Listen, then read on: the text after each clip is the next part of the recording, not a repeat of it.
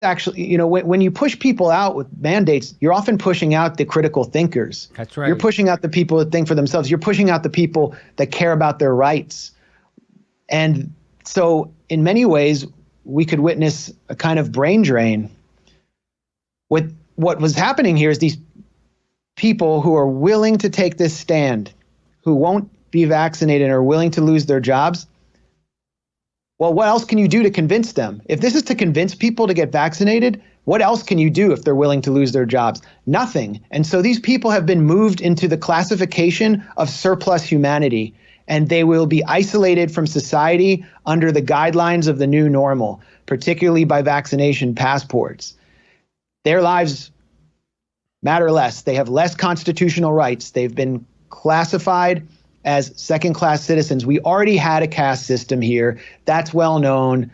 But now we're seeing it be reinforced through these measures. And again, with either the full-throated support or the silent consent of much of the organized left in the United States.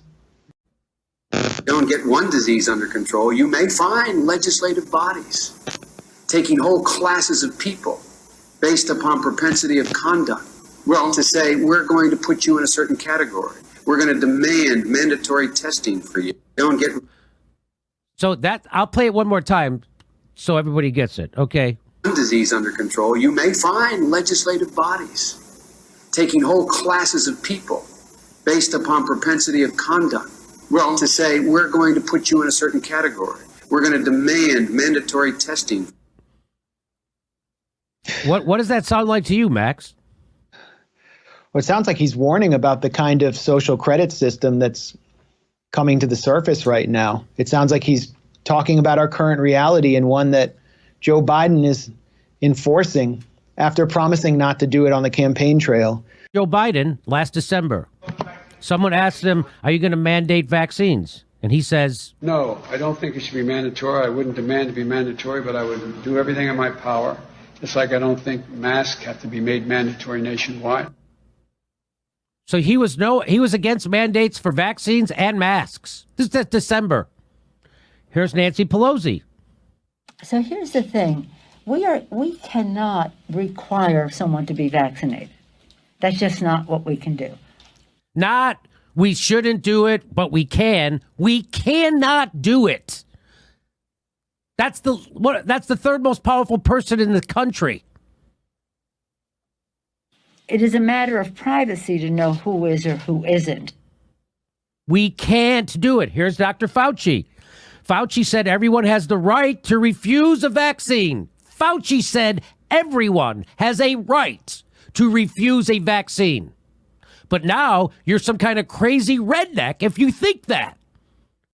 Fauci's trying to get the U.S. to 80%. Ezekiel Emanuel, who advises Biden on COVID policy, said that if we do not get to 80% soon, that all the unvaccinated should be put on a no-fly list and prevented from engaging in interstate travel. So that's what's happening here. It seems like our ruling masters just won't let a good crisis go to waste. Where here there's a feeling of intimidation, of foreboding, and of the population pitted against one another, the vaccinated versus the unvaccinated, with the unvaccinated being demonized as the new boogeymen of our era, the new terrorists, the new Russians, the new insurrectionists, whoever they are.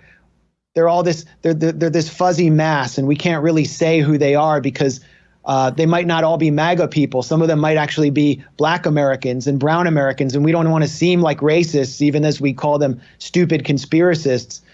And they are becoming a social enemy. And for our ruling masters, well, it's another great way of tearing the working class, tearing people apart, pitting them against each other while they scoop up all the wealth and the benefits and increasingly securitize us with vaccine passports, which could ultimately be digitized, as we're seeing in Canada or Lithuania. And that's the introduction of a social credit system. So we need to look at where this is going. Commercial real estate and small businesses getting scooped up by Larry Fink and BlackRock. All the wealth is going in one direction here. And it's not because of the pandemic. It's because of the choices that have been made by our ruling class in the name of public health. And what did the lockdowns do? Did they flatten the curve? No, they flattened the working class. And now these same politicians are continuing to flatten the working class, and with very little resistance from the organized left in the United States. I haven't seen any resistance from the organized left. No, I've seen cheerleading for it. Yes. Celebrations of people being thrown out of work. Yes. Joy, Schadenfreude at death. And let's remember the point you brought up about how this, since this has started, has been an assault on workers. I mean, this is the program that Jacobin Magazine, the semi-official journal of the hyper-obedient lockdown left, has endorsed in full-throated fashion. So they're endorsing tens of thousands of teachers, hospital workers who worked on the front lines of the pandemic for the last 18 months, being thrown out of work. It's a very demoralizing situation from the inside. What's being described to me is really depressing. And honestly, if you had asked me if this would be happening a year ago, I would have said you're a crazy conspiracist, but here we are. So you look at like Judith Rodin, for example, former University of Pennsylvania dean. Now she's the head of the Rockefeller Foundation, which is guiding a lot of the so-called science right now.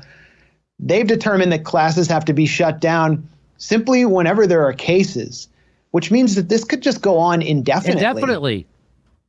If we are going to let these people set the agenda and we're not going to live with this on some level and incorporate the public health measures that have actually worked.